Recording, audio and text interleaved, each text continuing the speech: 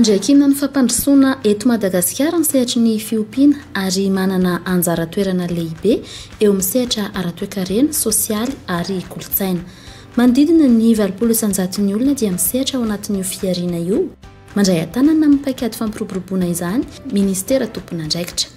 Eo ny fampivoarana fiompiana sy fampitomboana ny vokatra azo avy aminy. Tanjona ny anatrarana ny fahavitan-tena ara-tsakafo ka maro ary ny ezaka vita izay heverina fa ampy nampiaingana izany sehatra izany manerana ny Madagasikara. Nanomboka ny taona 2024 hatramin'ny 2024. Dia hita zany amin'ny ankapobeny fa moroso ny fanatanterahana ny politika ny fahavitan-tena ara-tsakafo amin'ny alalan'ny famokarana biby. Afaka resana fa hoe mizara roa lehibe zany ny asa natao. Tao ny voalohany fijerena ny fahasalaman'ny biby.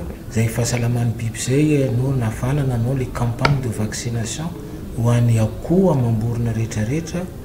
Zay koa campagne de vaccination koa ho an'ny ny omby sy ny petit ruminant manerany ny Madagasikara.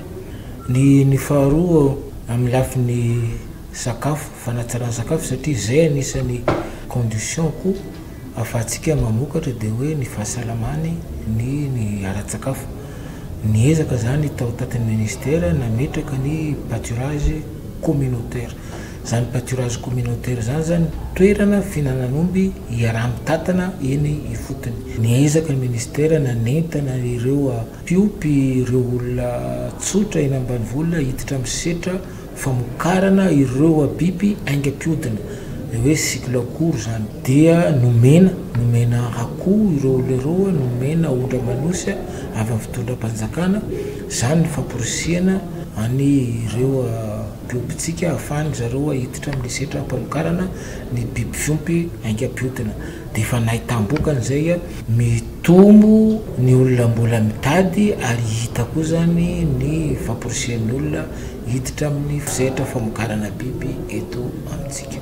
Nisy ny paikady fitantanana ho amin'ny fampandrosoana ny sehatry ny fiompiana nisongadina tamin'izany ny fisian'ny fiaonam-be-pirenena ho an'ny fiompiana izay natao ny taona 2024. Fehi-kevitra maro no nivoatra izay niompana tamin'ny fametrahana sy fijerena ireo lalam-piariana ho atao laharam-pahamehana. Ny fametrahana an'izay paikady vaovao zay dia ny eto anivon'ny ministera misahana ny fiompiana moa zany dia miroso hatrany amin'ny fanatanterahana andreo atao hoe asa todika amin'ilay fampandrosoana andreo sehatry ny fiompiana sy fandrosehana andreo seha-piariana manandanja zany na ny filière prioritaire amin'ny sehatry ny fiompiana eto Madagasikara. Io filière prioritaire io dia ny colloque national sur l'élevage no namohana andreo filière prioritaire reo avy amreo tsokevitra sy ireo sosikevitra natolotry ny mpizaika sy ny mpisehatra rehetra teo anivony zany colloque zany. Inavy moa izy ireo ny voalohany indrindra dia mazava ho azy ny fiompiana omby fakana nofo fa eo ihany koa ny fanentanana sy ny fametrahana an'ilay fiompiana omby no hatsaraina na ny fomba fiompiana anazy io na ny taranak'ilay omby ihany koa atambatra amin'ilay karazana semence performante avy any amina firenena hafa toy ny avy any Frantsa ohatra mba ahafana mahazo karazana omby tsaratsara kokoa, lehibehibe kokoa, azahoana vokatra kokoa amin'ny tontolon'ny lafin'ny famokarana hena ary indrindrandrindra voalazan'ny mpizaika rehetra moa tamin'izany fotoana zany hoe mba kely kokoa na mihena kokoa ny chance ahafahan'ny sanatrian'izany le tsy mataotody mpangalatra omby mangalatra an'izy ireny no izy matanjaka sy ngeza loatra fa tsy afaka mihazakazaka. Paikady pirenena natao laharam-pahamehana ihany koa ny fanatsarana ny taranak'omby eto Madagasikara. Nisy ny politika mpanjakana tamin'ny fanafarana omby tsara karazana izay afaka manatsara ny fiariana ronono ihany koa. Ny filière prioritaire faharoa moa zany dia lafin'ny fiompiana omby ihany fa kosa mifandraika amin'ny famokarana ronono. Efa misy any amin'ny ataontsika hoe 10 alina mahery kely any misy andreo mivavy be ronono miely manerana ny nosy tsy maintsy etsiketsehana sy ampitomboana be azona voany ny tontolon'ny famokarana ronono mba ahafahana mamaly an'izay filana zay. Rehefa natao moa zany mitombana dia mila eo amin'ny 500 sy 2000 sy 1 alina ren'omby eo tsika tokony mbola ho afarana mba ahafahana zany manaparitaka an'izy ireo any amin'ilay ataontsika hoe zone nesseur ny ombivavy be ronono eto Madagasikara ary ihany koa mba ahafahana manitatra n'ilay toerana miompy ronono sy mamokatra ronono eto amintsika satria hatramin'izay dia nijanona foantsika teo amin'izany hoe triangle laitier zany mahakasika an'io famokarana ronono io fa amin'izao fotoana zao kosa dia misy faritra maromaro efa nomanina zany sy efa miomana andray andreo mivavy be ronono afaranareo mba antarana an'izay toerana famokarana ronono zay eto Madagasikara. Efa nisy ezaka natao moa zany indray mandeha fanafarana n'ilay mivavy be ronono dia 20% no efa tonga ary efa samy miparitaka any amin'ireo mpiompy zany mivavy be ronono zany.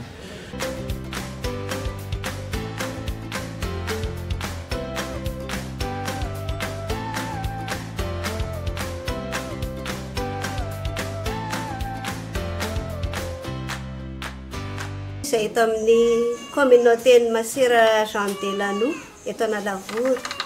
Anisany nisitraka io karazana omby vaovao io zany zahay ary nahazo fanomezana maimaimpoana tamin'ny fitondram-panjakana dia zay nitondranay ny fisaorana dia raha fahitana ty manana omby koa zay fa tsy ampy noho ny fitaizana atao amin'ny toerana zany sy ny fanabeazana atao trano zay iainanay dia tapa-kevitra ny président mihitsy moa nahita ny zava-misy dia tapa-kevitra izy nameany ty fanomezana lehibe ty karazana omby ty mba hoentina hoe mampiroborobo ny asa sosialy ataonay aloha zany voalohany indrindra dia faharoa ihany koa ho fampitarana ny karazana omby aty amin'ny faritra dia ny fahatelo manarak'izay ho fanomezana asa ny manodidina ilay rehetrarehetra dia hatreto aloha zany omby dia tena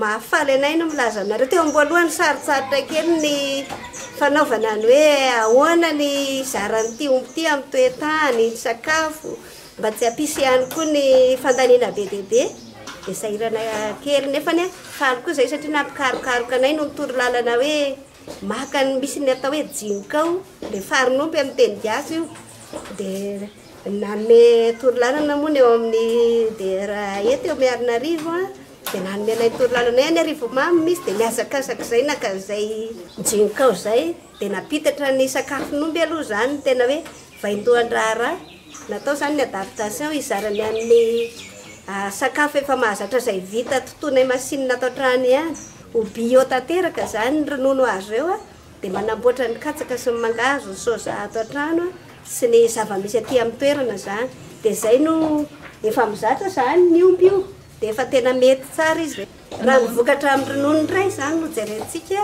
tamin'ny voalohany izy kelikely fa rehefa taty aoriana izy dia mitombotsy kelikely dia amin'ny maraina mahazo ao anatin'ny ray andro izy zany fa raha fakely mba amin'izao 5 litatra ny ronono avy aminy tena tsara dia zay ny sorana be dehibe me tsara ny vokatra zay betsaka ihany koa ny mpanao asa majinika amin'ny aorta ary mampanana asa ny olona ihany koa eto amin'ny manodidina satria milahatra tena tsy ampy ny ronono zany omenan'ny olona hoe isan'andro. Ny felina na ny tahirim-bola fampandrosoana fiompiana dia efa nitondra fanohanana tamin'ny fizarana masom-biby ho fanatsarana izay taranaky ny biby izay ihany koa. Ny felina ihany koa dia amin'ny lafin'ny fanatsarana ny taranaky ny biby dia mahatsy semence bovine. Zay zany no asa fanataon'ny felina entina amitrana ny zay fanatsarana ny taranaky ny biby fiompy eto amintsika zay raha malala fa efa misy lay atao hoe fiemorana na dégradation amin'izay biby fiompy misy eto amintsika zay ka izay no ilana hitondrana n'izay semence bovine zay mba ho fanatsarana ireo taranaky ny biby ireo mba hanana vokatra tsaratsara kokoa sy bebe kokoa hatrany. Misy koa vao vetivety eo ireo inséminateur miaraka amin'ireo vétérinaire sanitaire izay mitolorana échographe portable sy kit d'insémination digitalisé zany hoe ialana amin'ilay fampanarahana enti-tanana zay fantatsika hatramin'izay fa efa miditra amin'izany atao hoe digitalisation zany itsika atao amin'ny sehatry ny fiompiana amin'izao fotoana zao zay moa dia iarahana amin'ireo direction technique zay misy eto amin'ny ministera amin'izay fanatsarana ny taranaky ny biby zay. Amin'izay fanatsarana taranaka izay ihany dia efa voapetraka ihany koa ny fotodrafitrasa ivitoerana famokarana azote liquide entina hitehirizana ny tsironain'ny biby tsara karazana eo amin'ny omby sy ondry amanosy ka anaovana ny fampanarahana enti-tanana. Eo amin'ny lafiny fanatsarana taranaka dia anisan'ny zava-dehibe mihitsy nataon'ny ministera dia ny fametrahana machine productrice d'azote liquide. Io dia tena ilaina tokoa satria io no ahafahana mitahiry ny semence animale ho ampiasaina amin'ny fotoana maharitra eto amintsika. Efa misy anankiroa izy zao eto Madagasikara izay napetraky ny ministera, dia ny anankiray any amin'ny faritra atsimo, dia ny anankiray ao amin'ny faritra Vakinakaratra. Izay hitantsika hoe ny amin'ny faritra Vakinakaratra afaka mamatsy ny ety amin'ny afovoantany, dia ny any amin'ny faritra atsimo afaka mamatsy koa ny any amin'ny faritra atsimo. Fepetrany ny fampanarahana fenitra ny tontolo fiompiana amin'ny fitodiana an-tsena anatiny na ivelany tamin'ny alalan'ny fametrahana ny puce elektronika sy ny kavon'omby. Politika natao ho fanarahan-dia ny fivezivezen'ny omby izany. Anisan'izany ny fametrahana n'ilay puce elektronika sy ny boucle à lecture elektronika na ilay kavon'omby elektronika sy ilay zavatra madinika zany afahana manaraka ny fivezivezen'ny omby. Io moa zany dia misy tombony maro toy ny hoe fafana manaradia andreny omby reny raha sanatrian'izany ka misy fahaverezana. Eo ihany koa ny fafana manoratra ao anatin'ireny puce reny ny mombamomba n'ilay biby fiompy sy ny tompony mifandimby mba hiadina amin'izay hoe sanatrian'izany hoe misy maka ilay omby ka tsy fantatra. Voasoratra ao anatin'ireny puce na ilay kavon'omby ihany koa ny fandraisana an-tanana ara-pahasalamana natao tamin'ireny biby fiompy reny, ary indrindrandrindra ny fanarahana n'ilay biby fiompy hatrany amin'ny ray aman-dreniny ka hatrany amin'izy voahomana ho azo hoan'ny mpanjifa. Tiana ihany foana koa manamarika fa amin'ny tetikasa vaovao andreo tetikasa rehetra mifandraika amin'ny pucen'omby sy ny fametrahana kavon'omby ireo dia tsy maintsy misy hatrany ny fanatsarana. Ary ny avy eto anivon'ny ministera manokana dia tsy mandray an'izany ho échec na hoe tsy fahombiazana, fa mandray an'izany ho lesona mba hahafahana mitondra fanatsarana hatrany zany mba ho tombotsoan'ireo taranakitsika misitraka an'izany tetikasa zany. Ny mahakasika ny pucen'omby manokana dia nisy tsy fahatomombanana vitsivitsy amin'ilay bolus izay eo an-dalam-pamahana sy fanatsarana an'izany ny teknisiana amin'izao mba ho zavatra tena lavorary sy mifandraiky mamaly ny takin'ny fenitra iraisam-pirenena zany no ivoaka eo. Mahakasika ny kavon'omby kosa dia misy ireo fanaparitahana n'ireo ataontsika hoe fitaovana maro isan-karazany mba ho ampiasain'ireo tompona ndraiky mpanjakana misehatra sy mikirikira ny lafin'ny fivezivezen'ny omby sy ny fitantanana fivezivezen'ny omby io eto Madagasikara mba ahafahantsika miroso hatrany makany amin'ny tontolo tsaratsara kokoa ny tontolo fiompiana omby zay. Nisy ny politika fampitomboana ny taranaky ny biby. Isan'ny tena ny fitoran'ny ministera be dia be mihitsy tao anatin'izay taona maromaro izay dia ny fanatsarana ny taranaky ny biby. Ny tanjona amin'io moa dia misy anankitelo. Ny voalohany amin'izany dia ny fampitomboana ny isan'ny biby. Ny faharoa dia ny fanatsarana ny taranaka ahafahana mampitombo ihany koa ny fahafahan'ny biby anankiray mamokatra, ary ny fahatelo dia ny fitazomana ny hatsaran'ny biby izay efa nanantsika eto izany hoe conservation des races izay efa misy eto amintsika, ary tiana ny hitehirizana azy ireo mba tsy ho lany tamingana. Ny asa natao amin'izy io dia nisy ny fanaovana ny fampanarahana enti-tanana izay natao tsika hoe insémination artificielle à grande échelle mihitsy ilay izy ary natao io ho an'ny omby. Zay aloha zany nefa tena manomboka ny andreketan'ny ministera, fa miara-miasa ihany koa nefa ministera amin'ireo fikambanana mpiompy izay manatanteraka ihany koa ny insémination artificielle any amin'ny biby hafa aingam-piodina. Arak'izany nahitana fitomboana ny filana sy ny fanjifana ny hena teto Madagasikara tao anatin'izay 10 taona izay. Mahakasika ny manodidina ny paikady pirenena fampandrosoana ny fiompiana ihany dia ny am'ireo filière prioritaire rehetra reo a dia entaniny avy eto anivon'ny ministère reo mpamokatra iditra bebe kokoa amin'ilay tontolon'ny fiompiana mitera-bokatsoa sy ara économique na ilay antsoina hoe élevage commercial zany. Io moa zany a ny amin'ny tontolon'ny fiompiana omby io a na ny kisoa io a na ny akoho amborona satria tsika eto Madagasikara dia lasa tafitodika lalandava any amin'ilay ataontsika hoe fiompiana élevage contemplatif na ilay fiompiana natao fotsiny ho fafinaretan'ny maso. Tsy mijanona amin'izay ihany nefa tsika fa misy ihany koa ny paikady raisina ao anatiny io paikady pirenena vaovao io ho fampitomboana sy fanentanana fampitomboana ny fanjifany reo mpanjifa ny vokatra azo avy amin'ny fiompiana. Mahakasika amin'ny fitantanana ny fiompiana dia misy ny fanatsarana ny sakafom-biby tamin'ny alalan'ny famokarana sy fitehirizana ny vilona. Dia anisan'ny nataon'ny ministera ny fampitomboana ny velaran-tany vokarina izay misy vilona. Marihana moa fa ny sakafo ny fototra mihitsy raha eo amin'ny resaka fiompiana mijerena.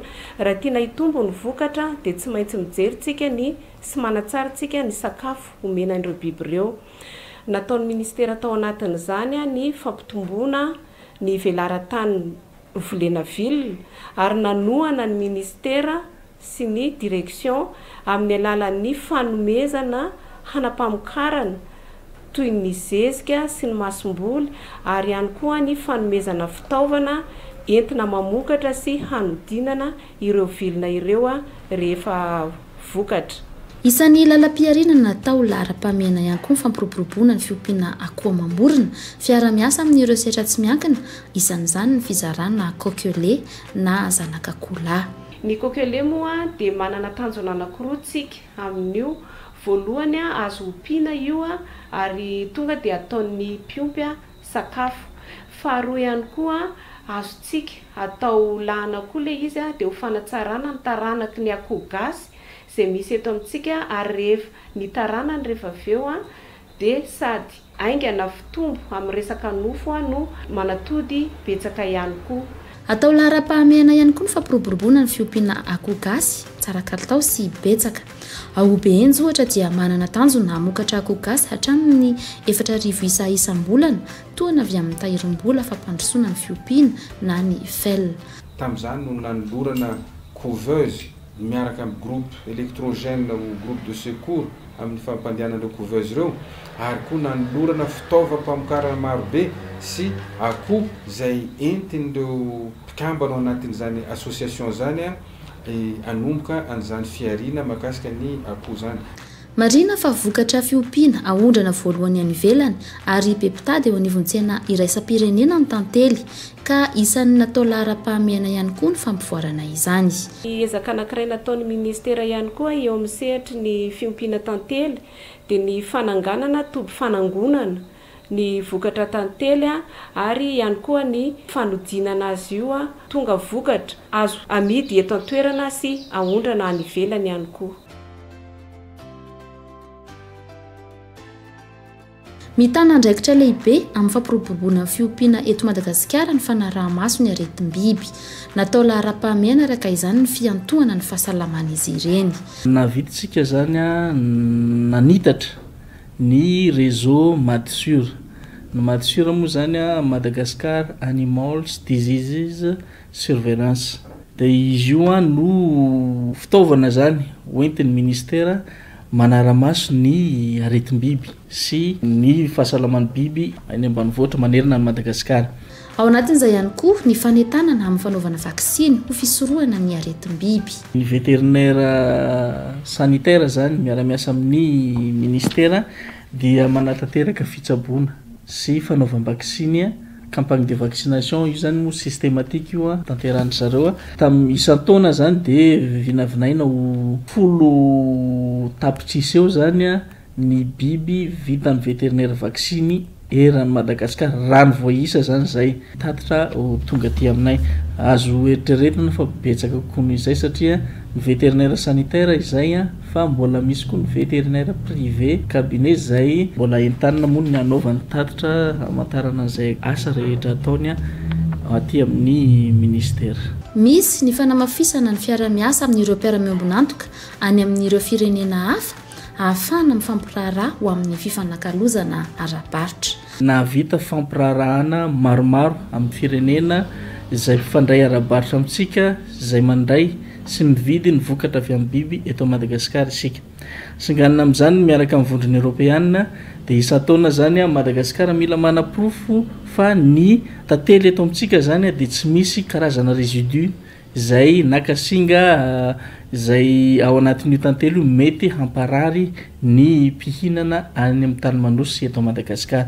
Dia mbola voaporofitsika ny tsy fisin'izany ary ny eken'ny vondrony Europeanina ny handray ny tantely ny produit composé moa zany ny chocolat ny alefatsika any ary amin'izao dia mbola fampiraharaha ihany koa ny vondrony Europeanina ary mandroso antenaina fa iva atsoatsy ny famondranatsika ny larve de guêpe na soerim-panenitra zany izay mankao amin'ny nosy La Réunion.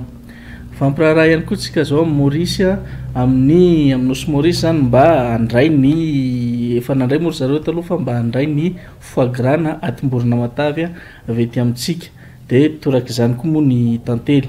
Voasony ihany koa ny fifanarana fa afaka mandray ny henany ondry amanosy avy ety Madagasikara ny firenena sinoa.